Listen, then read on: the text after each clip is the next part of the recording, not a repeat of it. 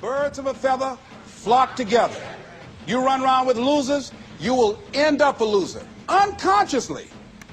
Unconsciously, you will pick up their ways, you'll pick up their habits, you'll pick up, most importantly, their attitude about life.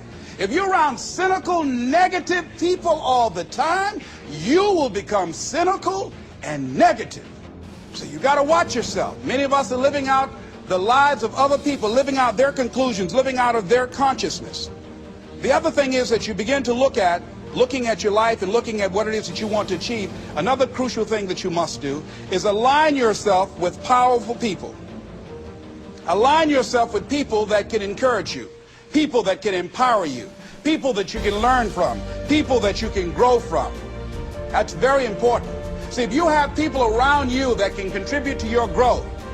When I wanted to become a speaker, I joined the National Speakers Association. I wanted to be around the Dr. Norman Vincent Peales, the Zig Ziglars, the Dwayne Dyers. I wanted to be around people that were doing what I wanted to do. I wanted to learn from them. And you want to do that too. You want to align yourself with people who think like you, people who dream like you, people who want more out of life, people that are stretching and searching and seeking some higher ground in life. As opposed to the majority of people. Somebody said, always strive to get on top in life because it's the bottom that's overcrowded. And so you don't want to be on the bottom. See, it's easy to be on the bottom. It doesn't take any effort to be a loser. It doesn't take any motivation, any drive in order to stay down there on a low level. But it calls on everything in you, ladies and gentlemen. You have to harness your will to say, I'm going to challenge myself. Sometimes I have to pull myself out of bed and say, come on, Les. Things I know I should do, I don't do. Things I shouldn't do, I do. I found that the biggest enemy you have to deal with is yourself. There's an old African proverb that says, if there's no enemy within, the enemy outside can do us no harm. You begin to look toward making this your decade, as you begin to look toward making your life different, as you begin to look at yourself, you've got to redefine yourself.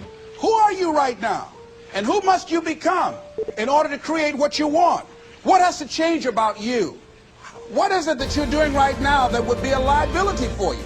As you begin to look toward the future and take inventory of yourself, what is it about you right now that you've got to leave this behind because this no longer fits?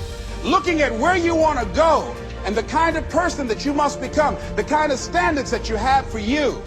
What is it that you must do differently? It makes sense unless you change your pattern, unless you change the way you're thinking, unless you change your behavior, you're going to continue to produce the results in your life. See, all of us are winners, but some of us are producing results that we don't want. And so all you have to do is look at your game plan, look at your strategy. How is it that you have been being? What is it that you've been doing to produce this? So you're the director, you're the producer, you're writing the script, you're the star of your life. And as you begin to look at your life, you can decide whether or not it's a smash or whether or not it's a flop. That's in your hands. Look at your life, look at where you want to go. Don't worry about your circumstances. Don't worry about your age. I have a friend who's up in age, over 70, and she wanted to build a multi-million-dollar complex. The name is Dr. Johnny Coleman. Lenders and bankers say, you can't do that, you're too old. She ignored them. That building now stands, ladies and gentlemen, a multi-million-dollar structure. But there are a lot of people who would have listened to that. There are a lot of people that would not have even gotten to that point. They would have talked themselves out of even going down to the bank to ask for it, because they've already said no to themselves. See, it's time now. If you want to make this your decade, you've got to start saying yes to your life. You've got to start saying yes to your dreams, yes to your unfolding future, yes to your potential, as opposed to saying no. See, 87% of our self-talk is negative. So you've got to make a conscious, deliberate, determined effort to say yes to your dreams. Why not? Why not me? Don't spend time like most people going through life complaining. You got to learn to let the past go so you can grow. Many people never act on their dreams because they allow their past experiences to determine what their possibilities are. Whatever you've done in the past, that's not a reflection of your possibilities. That's just a reflection of your consciousness. That's just a reflection of your development and your growth. The future is unfolding for you right now. The future is unlimited for you right now. No one knows where you can go. No one knows what you're capable of or what's possible for you.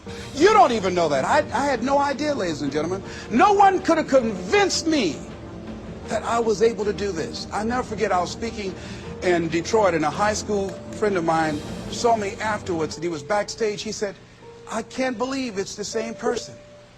And I thought for a moment, and I said, it's not. The person you know, he's gone. We have the power to change our personal history, changing the direction of our lives, changing our thoughts, changing where we want to go, exploring new horizons. So as you begin to look at this decade and affirming that this is your decade, as you set goals that will make you stretch, that will bring out the best in you, as you begin to remove the negative, toxic people from your life, as you decide to take some chances in life, and that's one of the things that's very important. Viscard said, if you're not willing to risk, you cannot grow. And if you cannot grow, you cannot become your best. And if you cannot become your best, you cannot be happy. And if you can't be happy, then what else is there?